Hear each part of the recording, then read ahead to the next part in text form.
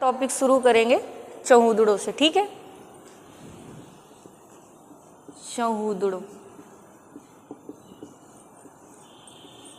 यानी कि ये भी क्या है, सिंधु घाटी सभ्यता से संबंधित एक आपका सैंधोकालीन स्थल है, ठीक है, जहाँ से कुछ साक्ष्य मिले हैं।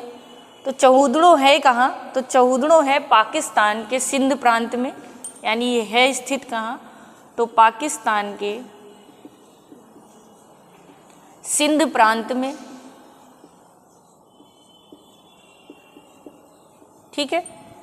स्थिति क्या है और किस नदी के पास है, तो सिंधु नदी के बाएं तट पर दक्षिण पूर्व में स्थित है। सिंधु नदी के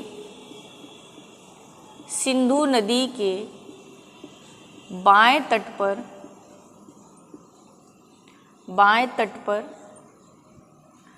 दक्षिण पूर्व में स्थित है। यानी अगर देखा जाए तो चौहूदड़ों भी आपका पाकिस्तान में ही है, जैसे कि आपका हड़प्पा और मोहनजोदड़ो पाया गया है। उसी तरह चौहूदड़ों भी जस्ट उसी नदी के दक्षिण पूर्व में स्थित है, ना कि पूर्व की दिशा में। यानी कि पहले था पश्चिम पूर्व और ये किस साइड पे है, दक्षिण और पूर्व में स्थित है, ठीक है। इसकी खोज कब हुई थी, तो इसकी खोज जो है किसने की और कब हुई, तो सन 1934 ईस्वी में एनजी मजुमदार ने की थी। किसने की, एनजी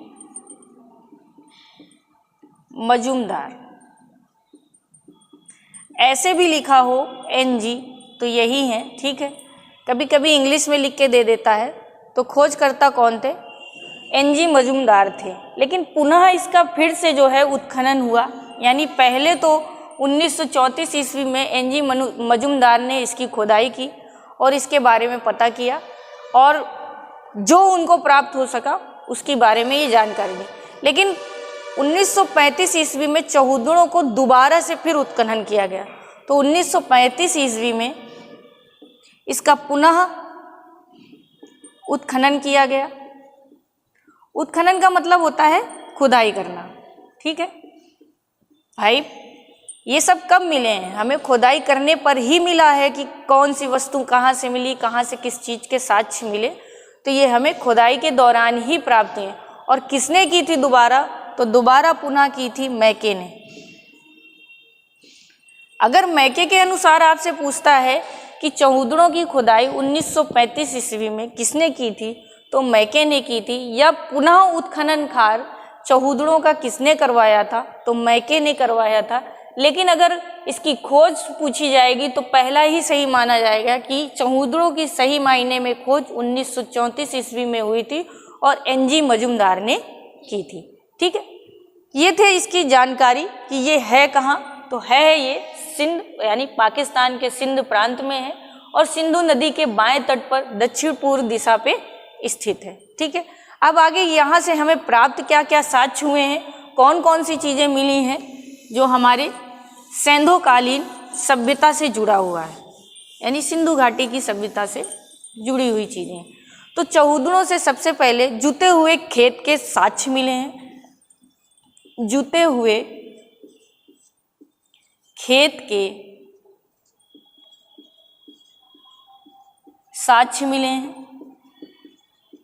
यानी इनका कहना यह है कि इस सभ्यता के लोग यानी इस स्थल में रहने वाले लोग खेत यानी जुताई का कार्य करना प्रारंभ कर दिए थे, इसीलिए जुते हुए खेत के साक्ष्य भी हमें यहीं से प्राप्त हुए, ठीक है।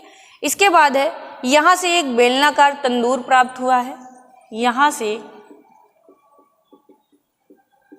एक बेलनाकार तंदूर प्राप्त हुआ है। तंदूर का मतलब जानते हैं, यानी गोल होता है अंदर से। कभी तंदूर देखा हो जो रोटी वोटी लगा के बनाते हैं नान वगैरह, तो वो अंदर से गोल ही होता है, लेकिन इसका आकार कैसा है, बेलनाकार है, ठीक है, अंदर से गोल है। और ये कहाँ से प्राप्त हुआ है, चौहूदड़ों से। यहाँ के जो मकान वगैरह मिले हैं, यहाँ पर यहाँ पर भवन जो मिले हैं आपके,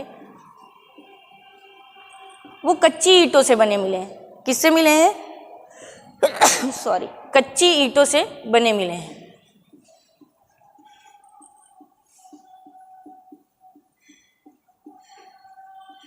यानी जो भवन निर्माण था वो कच्ची ईंटों का था, ठीक है। फिर यहीं पे इस सैंधोकालीन स्थल में, यानी जो यहाँ की फर्श बनी थी, यानी यहाँ के या यहाँ की जो फर्श थी, फर्श बनाई थी उन्होंने, तो फर्श में जो वो क्या करते थे, अलंकृत डिजाइन मिली है, यानी कि अलंकृत ईंटों का प्रयोग किया है। किस तरह की? अलंकृत ईंटों का प्रयोग किया है। देखिए, लोग पहले भी कलाकार थे। आजकल जो ये रंगोली वगैरह है, ये कभी ऐसी स्थायी भी बनाई जाती थी, पत्थरों के टुकड़ों को जोड़ जोड़ के, जैसे मणिकुट्टम जो शैली है वो इसीलिए है, बाइजेंटाइन कला में आपने पढ़ा होगा। तो उसमें जो है भवन निर्माण में वो लोग इसी तरह से अलंकृत यूज़ करते थे। तो इसका मतलब उस समय भी लोग ज्ञानी थे और ईंटों का जो प्रयोग करते थे वो कैसी की है, अलंकृत की है, यानी उसमें कुछ ना कुछ डिज़ाइन बनी थी, इसलिए ऐसी ईंटों को उन्होंने कहाँ पर प्रयोग किया? फर्श में प्रयोग किया गया, ठीक है। आपसे अगर पूछ ले अलंकृत ईंटों की फर्श कहाँ पर प्राप्त हुई है, किस सैंधोकालीन स्थल से, तो वो चहूदड़ों से प्राप्त हुई है। इसके बाद यहाँ से भूकंप आने के साक्ष्य मिले हैं, भूकंप आने के साक्ष्य मिले हैं, यानी उन्होंने ये माना कि कभी भूकंप आया होगा यहाँ, तभी ये दब गया होगा, और खुदाई से पता किया गया और उसके बाद ऐसे ऐसे कुछ साक्ष्य मिले जिससे ये अनुमान लगाया गया कि शायद यहाँ पर भूकंप आया होगा, ठीक है। यहाँ पर दूसरा क्या मिला है? खोपड़ी की शल्य क्रिया। खोपड़ी की शल्य क्रिया। शल्य क्रिया क्या है, कोई बताएगा?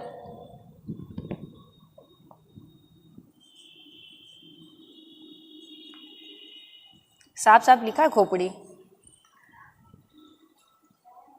अरे हड्डी की, हाँ, उस समय जो है खोपड़ी का प्रयोग यानी शल्य क्रिया का प्रयोग करते थे लोग पूजा पाठ में, ठीक है। तो खोपड़ी के भी साक्ष्य मिले, ठीक। यहाँ से तांबे का और क्या मिला है? वृषभ मिला है, तांबे का वृषभ मिला है चहूदड़ों से।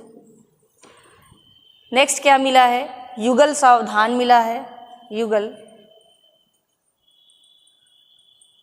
सावधान लिखिए,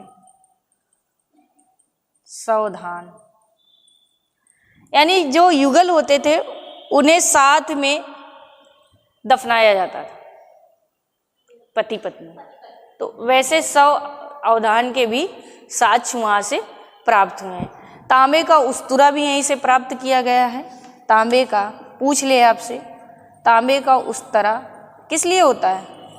प्राप्त है और क्या के लिए? गंजा करने के लिए। और यहीं से अग्नि देवियाँ भी प्राप्त हुई, अग्नि देवी या अग्नि देवियाँ। अग्नि देवियाँ इसलिए कि उनकी मूर्तियाँ प्राप्त हुई होंगी, तो कहीं ना कहीं उनके भी साक्ष्य यहाँ से प्राप्त हुए, ठीक है। फिर एक मिट्टी के पिंड पर रस्सी से बंधे पशु को ले जाते मनुष्य का अंकन किया गया, यानी एक मिट्टी के पात्र पर, एक मिट्टी पर, एक मिट्टी, ठीक है, मिट्टी से बने हुए मिट्टी के पिंड पर, मिट्टी के पिंड पर, ठीक है, मिट्टी के पिंड पर बंधे पशु को ले जाते हुए, बंधे पशु को ले जाते हुए, ले जाते हुए मनुष्य का अंकन है, मनुष्य का अंकन किया गया। पिंड माने यानी इस तरह का गोला, यानी कोई मिट्टी का ठोस गोला रहा होगा, पिंड जैसा आकार उसका होगा, और उसी में क्या है, रस्सी से बंधे एक पशु को दिखाया गया है जिसे वो मनुष्य ले जाते हुए दिखाया जा रहा है, ठीक है। ये था आपका चहूदड़ों। तो चहूदड़ों है कहाँ? पाकिस्तान के सिंध प्रांत में है। खोज कब हुई थी? 1934 में हुई थी। किसने की थी? एनजी मजूमदार ने की थी। और सन 1935 में मैके ने पुनः इसका जो है उत्खनन कार्य करवाया। ठीक है, ये विशेष है।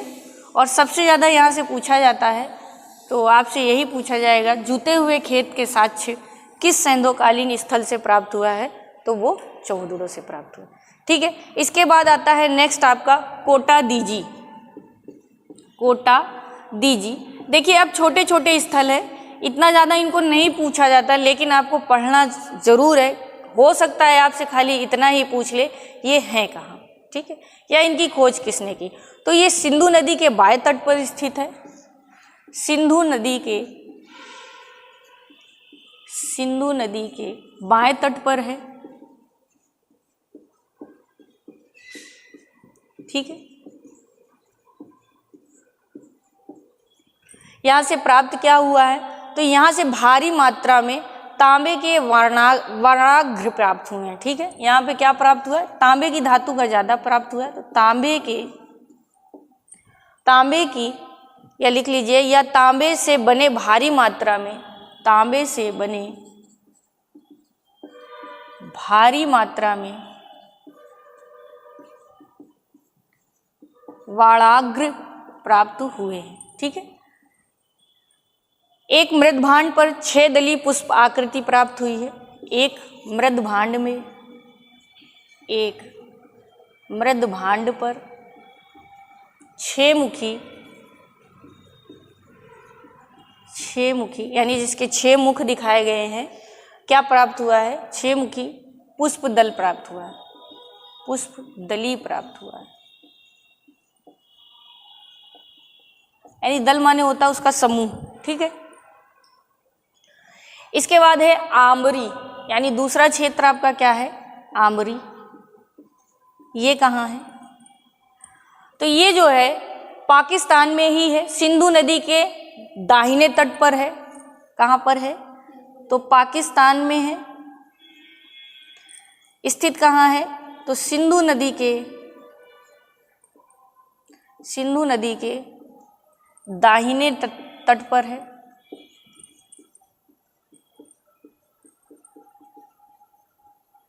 ठीक है, इसकी स्थिति है दाहिने पे और इसकी है बाएं पे। और यहाँ से प्राप्त क्या हुआ है, तो यहाँ से 12 सिंघा का साक्ष्य मिला है। केवल एक ही पॉइंट है, 12 सिंघा का साक्ष्य प्राप्त हुआ है।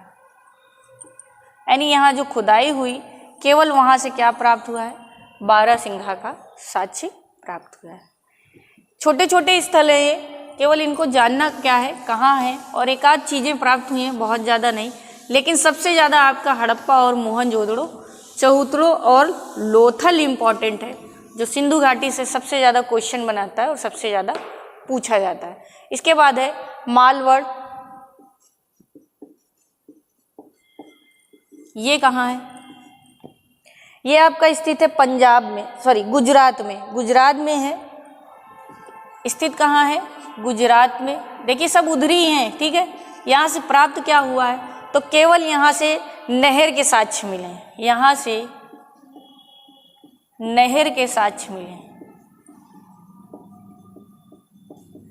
नहर के साक्ष्य मिलने का कारण इन्होंने क्या बताया, उस समय भी लोग क्या करते थे, पानी की ऐसी व्यवस्था हुआ करती थी छोटी छोटी जगहों में पहुंचाने के लिए, तो वैसी नाले या बड़े बड़े खुदाई के नाले टाइप से मिले होंगे, तो उनका अनुमान था कि यहाँ पे कहीं ना कहीं नहरों का प्रयोग किया गया है। ठीक है, इसके बाद है रोपड़।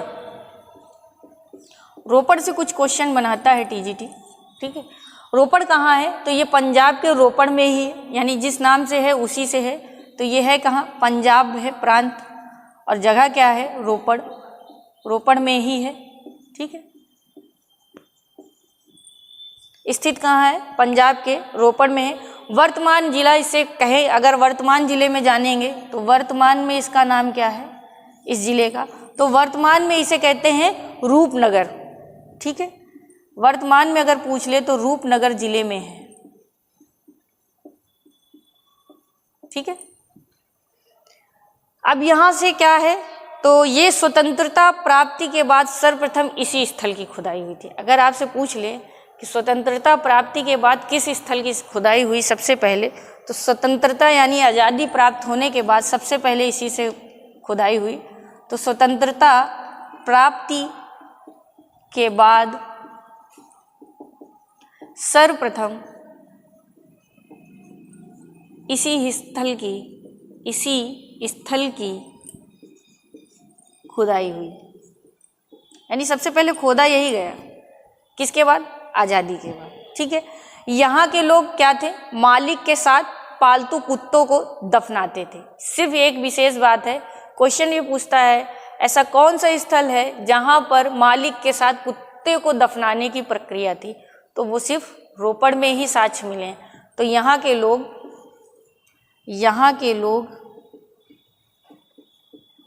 मालिक के साथ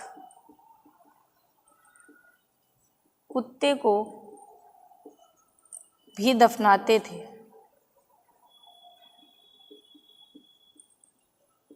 यानी ये उनके यहाँ की प्रथा थी कि अगर मालिक खत्म हुए हैं तो कुत्ते को भी वहीं दफनाना है। इसीलिए दोनों के कंकाल मिले हैं, इसलिए अनुमान लगाया गया कि रोपड़ में यह प्रथा थी कि मालिक के साथ कुत्ते को दफनाया जाए। ठीक है।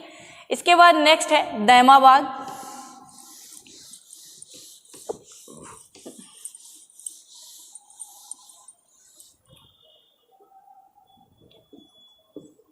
दैमाबाद, अब ये दैमाबाद कहाँ है? ये भी क्या है? आपका संध्योकालीन स्थल है। तो ये है महाराष्ट्र के अहमदाबाद जिले में। कहाँ है? महाराष्ट्र के अहमदनगर जिले में, अहमदनगर जिले में। महाराष्ट्र के अहमदनगर जिले में। यानी देखिए अब हम महाराष्ट्र पहुंच गए हैं, गुजरात से सीधे महाराष्ट्र पहुंच गए। और है कहाँ पर? तो गोदावरी नदी के तट दक्षिण सीमा पर स्थल है। तो कहाँ है? गोदावरी नदी के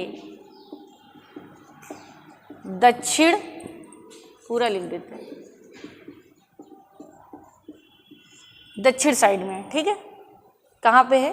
तो दक्षिण सीमा की तरफ है। यहाँ से क्या प्राप्त हुआ है? तो अक्सर पूछता है क्वेश्चन, कांसे का रथ कहाँ से प्राप्त हुआ है? तो यहाँ से एक कांसे का रथ प्राप्त हुआ है, अक्सर पूछता है। ठीक है। दैमाबाद से क्या प्राप्त हुआ है? तो यहाँ से एक कांसे का रथ प्राप्त हुआ है, और कांसे के रथ है जिसमें दो बैलों की जोड़ी जुटी हुई दिखाई गई है, मतलब जुड़ी हुई दिखाई गई। इसमें दिखाया क्या गया है? तो इसमें बैलों की दो जोड़ी जुड़ी दिखाया गया है। ठीक है। यानी इनका चित्र अंकित है। और कैसा है? रथ है, उसमें जो है बैल बने हुए हैं और बैलों को आपस में जुड़ा हुआ दिखाया गया है, दोनों की जोड़ी है। ठीक है। यहीं से एक नंगी मानव आकृति खड़ी अवस्था में रथ को चला रही है, ऐसा दिखाया गया है। यहीं से एक नंगी मानव आकृति,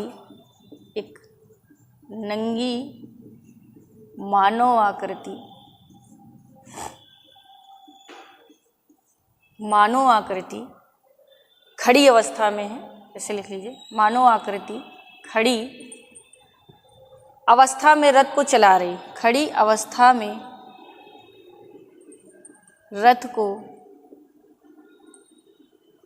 चला रही, ऐसा एक दृश्य प्राप्त हुआ है। ठीक है। नेक्स्ट, यहाँ से कांसे के बने सांड, बैल, हाथी भी मिले हैं। कांसे से बने यहाँ बैल, सांड, हाथी भी मिले। यहाँ से सबसे ज़्यादा यही पूछा जाता है कि कांसे का रथ कहाँ से प्राप्त हुआ है जिसमें दो बैलों की जोड़ी बनी हुई है तो वो आपका कहाँ से प्राप्त थे? दैमाबाद से प्राप्त थे। और दैमाबाद है कहाँ? महाराष्ट्र में है। और महाराष्ट्र के किस जिले में है? तो अहमदनगर जिले में स्थित है। इसके बाद है देसलपुर।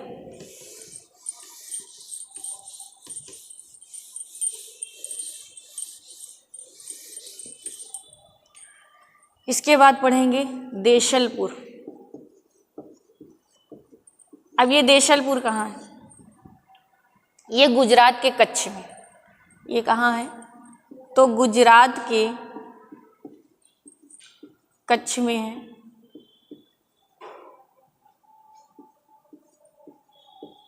ठीक है, यहाँ से बस एक ही चीज प्राप्त हुई है, यहाँ से तांबे की 2 मोहर मिली हैं। यहाँ से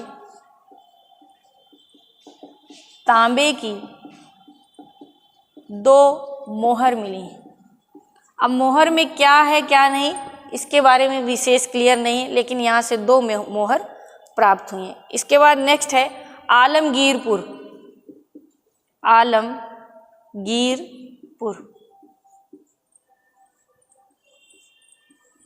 ये कहाँ है? ये उत्तर प्रदेश के मेरठ जिले में है। अब आप उत्तर प्रदेश आ गए, सब जगह घूम के कहाँ आ गए? उत्तर प्रदेश के मेरठ में स्थित। मेरठपुर मेरठ में है। ठीक है, मेरठ जिले में है, ऐसा लिख लीजिए।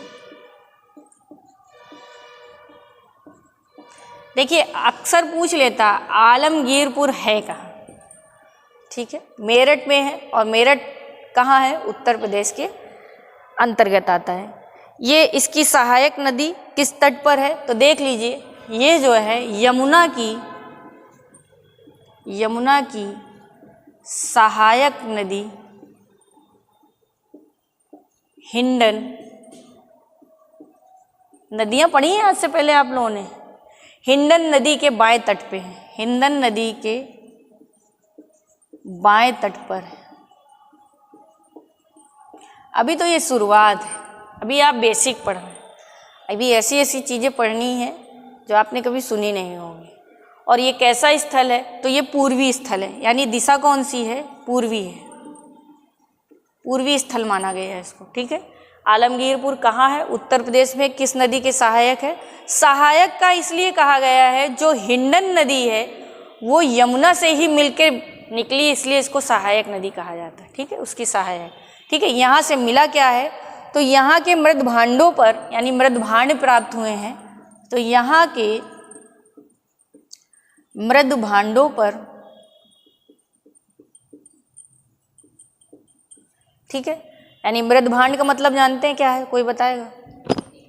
मिट्टी के बर्तन जिस पर मोर, त्रिभुज, गिलहरी, मोर, त्रिभुज, गिलहरी यानी त्रिभुज आकृति में गिलहरी। ठीक है, क्या क्या बने हैं? रीछ आदि, रीछ, सांप आदि का अंकन हुआ है। ठीक, ये दृश्य प्राप्त हुआ है। केवल ज़्यादातर ये पूछा जाता है आलमगीरपुर है कहाँ। और हाँ, एक बात, इसकी खोज किसने की थी? तो वाई डी शर्मा ने की थी। हाँ, वाई डी शर्मा ने इसकी खोज की थी, इस स्थल की। ये बहुत ढूंढ के निकाला है। ठीक है, वाई डी शर्मा ने इस स्थल की खोज की थी। ठीक है, अब आगे आप पढ़ेंगे। ये थे आपके सारे स्थल जो कि सैंधवकालीन थे। और आगे अब आप पढ़ेंगे यहाँ से जो सभ्यता प्राप्त हुई है उसकी कुछ विशेषता रही है और क्यों रही है, किस किस चीज़ों में रही है, वो सब चीज़ें आप पढ़ेंगे। हालांकि वो मैंने बेसिक में कंप्लीट कर दिया, लेकिन फिर भी इतना जानना है कि जो सैंधवकालीन सभ्यता थी इसकी विशेषता क्या थी, विशेष रूप से क्यों जानी गई और क्यों हम इसे पढ़ रहे हैं। ठीक है, तो नेक्स्ट वीडियो में हम यही पढ़ेंगे। इसके आगे बढ़ेंगे फिर गुफाओं की तरफ।